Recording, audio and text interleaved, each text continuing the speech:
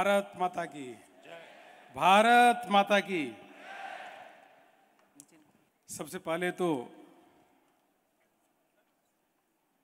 जिनको अभी हम थोड़ी देर पहले सुन रहे थे, संदीप कुमार जी,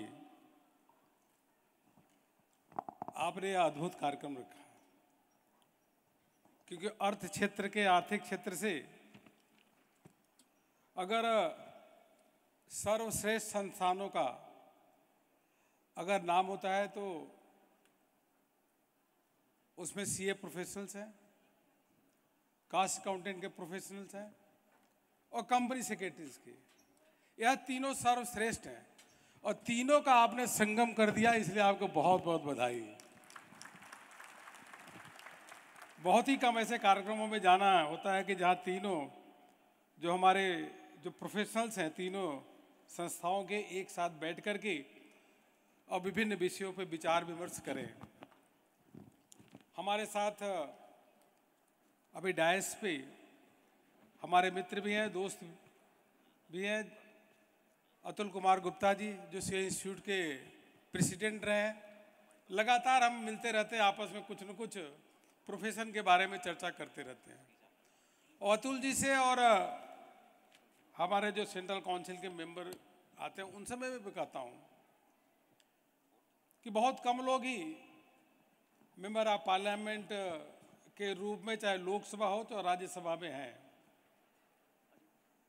जब भी कोई भी विषय इन तीनों प्रोफेशन से संबंधित आए तो हमें पहले से बता दीजिए, मैं आपकी आवाज़ पार्लियामेंट के अंदर बुलंद करके उठाऊंगा और एक कदम आप आगे बढ़िए, 2 कदम मैं आगे बढ़ने की कोशिश करूंगा, प्रयास करूंगा। हमारे साथ मंच पे संजय जिंदल जी, सतीश कुमार सिन्हा जी, अजय शुक्ला जी, संगम अग्रवाल जी जो यहाँ वाइस प्रेसिडेंट हैं INCOC के, माधुरी कश्यप जी और KN ठाकुर जी और उपस्थित यहाँ पे भाइयों एवं बहनों। आज का जो विषय रखा है वह विषय बहुत महत्वपूर्ण है। प्रोफेशनल्स फॉर विकसित भारत, क्योंकि विकसित भारत के संकल्प को साकार करने के लिए हम सब निकले हैं कि 2047 में भारत विकसित हो।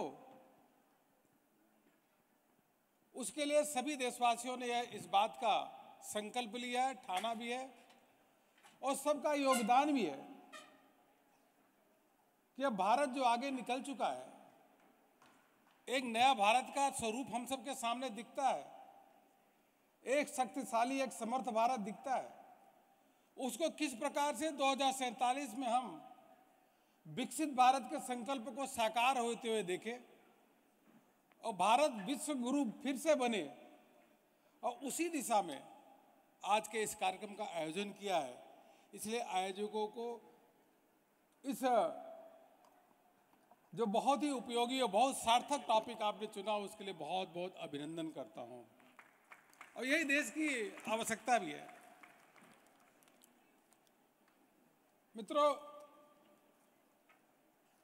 10-11 साल पहले बहुत स्थिति ठीक नहीं थी, पॉलिसी पैरालिसिस था, निर्णय नहीं होते थे, हमारा GDP ग्रोथ लगातार गिर रहा था और यहाँ के इन्वेस्टर भी बाहर जाकर के पैसा लगा रहे थे।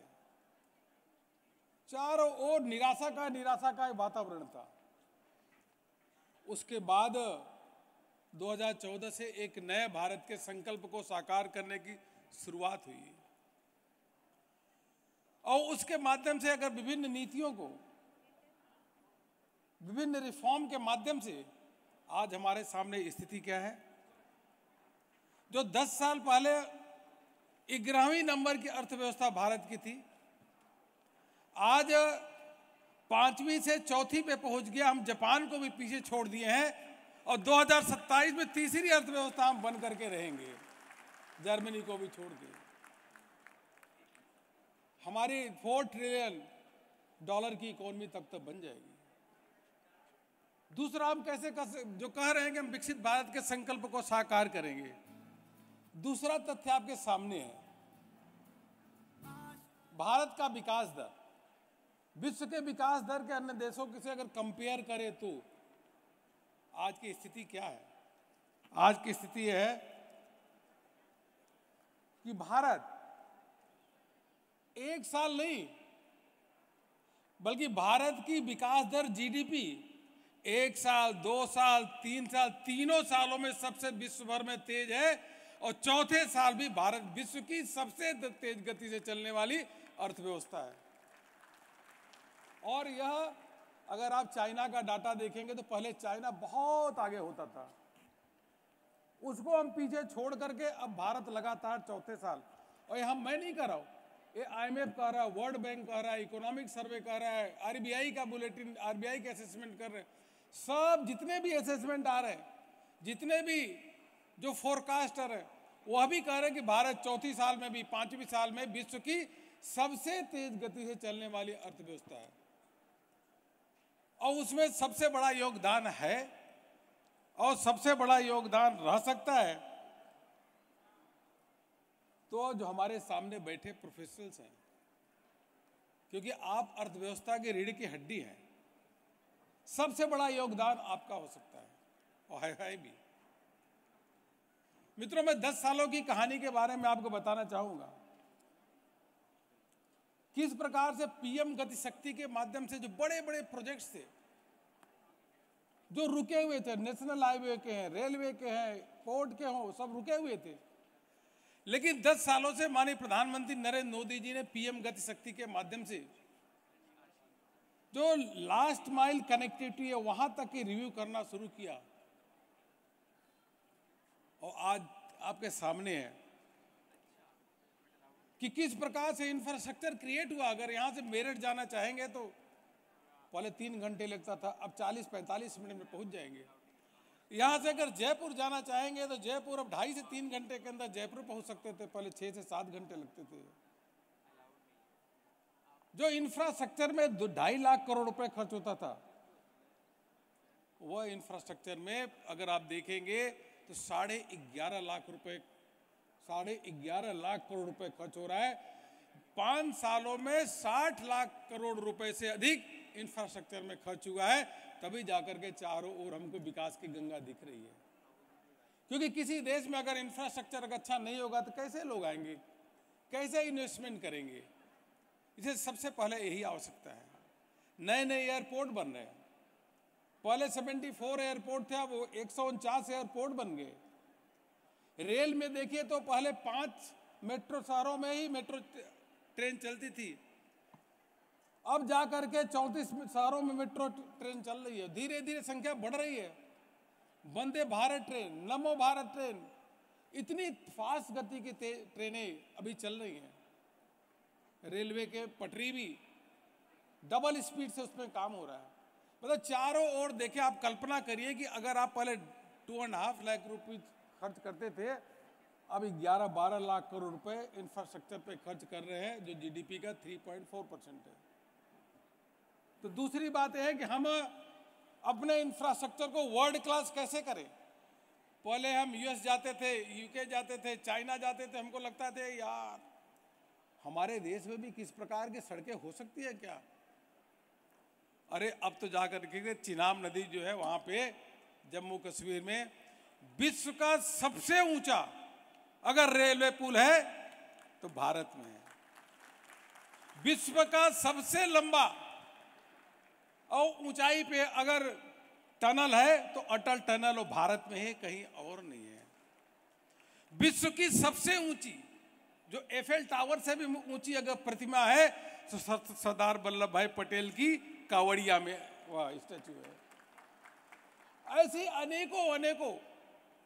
विश्व का सबसे बड़ा स्टेडियम, विश्व का सबसे बड़ा स्टेडियम अगर के हैं तो अहमदाबाद में क्रिकेट स्टेडियम, और विश्व का सबसे बड़ा स्टेडियम है, 1,30,000 लोग वहां बैठ सकते हैं। तो यही तो नए भारत का जो स्वरूप है विश्व के सामने दिख रहा है कि किस प्रकार से तेज गति से काम हो रहा है। दूसरा, हम जो हमारी मोदी जी के नेतृत्व में लगातार किस प्रकार से रिफॉर्म हो।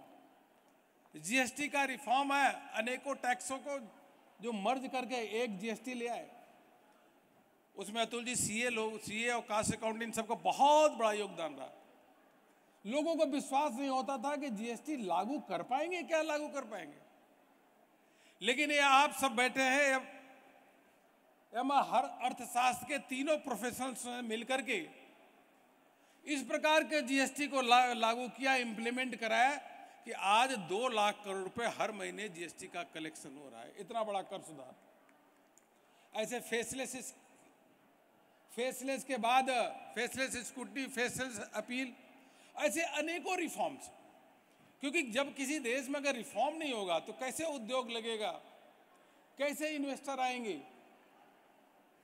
तो अनेकों इस प्रकार से रिफॉर्म्स लाए गए। 1550 से अधिक जो ऐसे एक्ट थे जो क्रिमिनल नेचर के थे, उनको डीक्रिमिनलाइजेशन करके यह मैसेज दिया गया कि नहीं, वेल्थ क्रिएटर का सम्मान करो, किसी को किसी प्रकार की परेशानी नहीं होनी चाहिए। यह रिफॉर्म ले आने का कोई काम किया तो प्रधानमंत्री नरेंद्र मोदी जी ने लिया है। मित्रों, तीसरी बात, यह तो एक तो इंफ्रास्ट्रक्चर, दूसरा हमारे रिफॉर्म, उसके बारे में कभी डिटेल समय होगा तो बताएंगे और क्या क्या रिफॉर्म्स आए। बहुत लंबा रिफॉर्म्स है और लगातार कंटिन्यूस है। तीसरी बात, हम इंक्लूसिव ग्रोथ की बात करते हैं। समाज के विभिन्न वर्गों को छोड़ करके हम भारत के विकास की कल्पना नहीं कर सकते।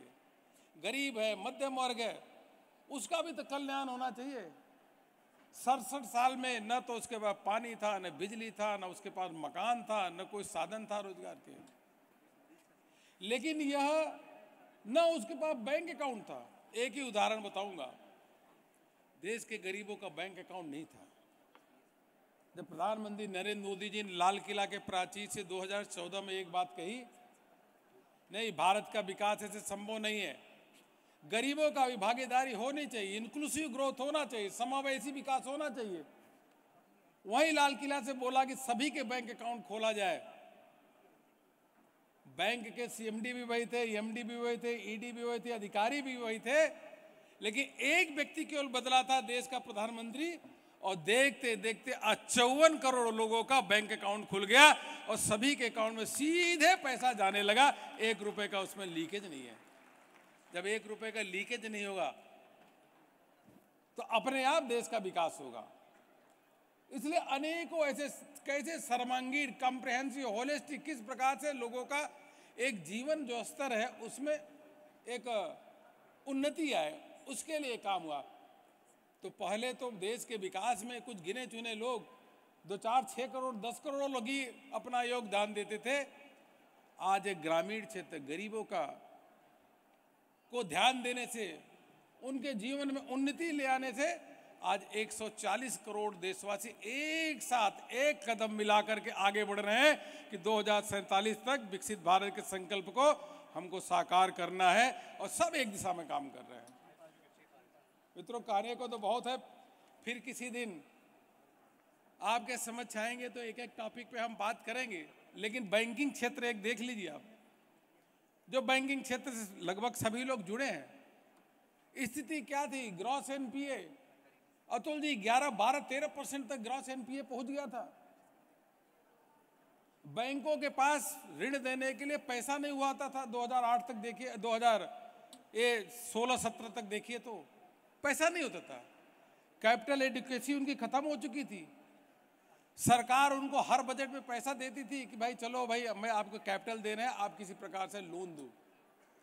लेकिन आज की स्थिति देखिए, बैंकों के रिजल्ट आ रहे हैं तो अब आप देखिए, कभी निकालिएगा 2016 में, 2014 में, 2012 में ग्रॉस एनपीए क्या होते थे।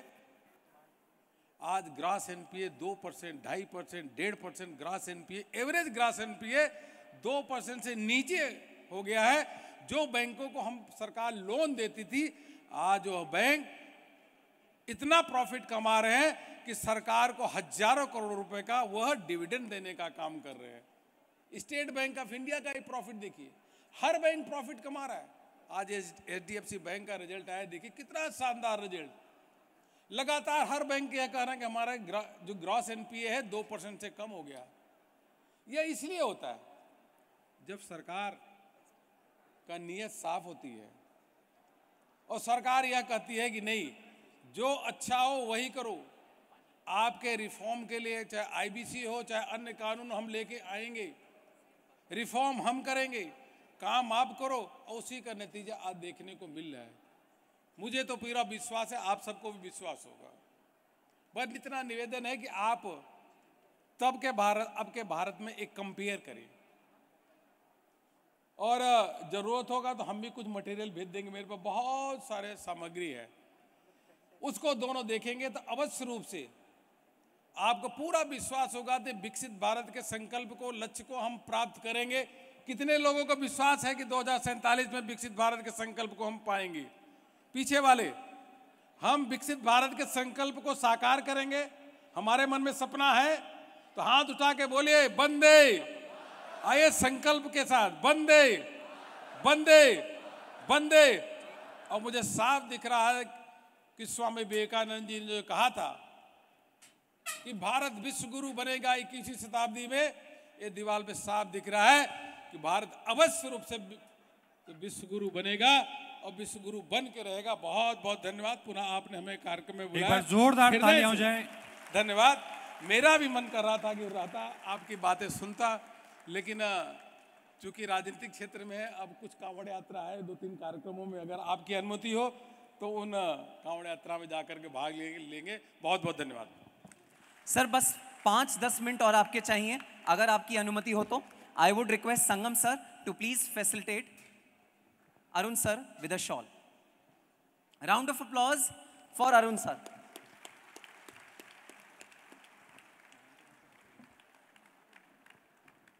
I would request Atul sir to please present a memento to Arun sir.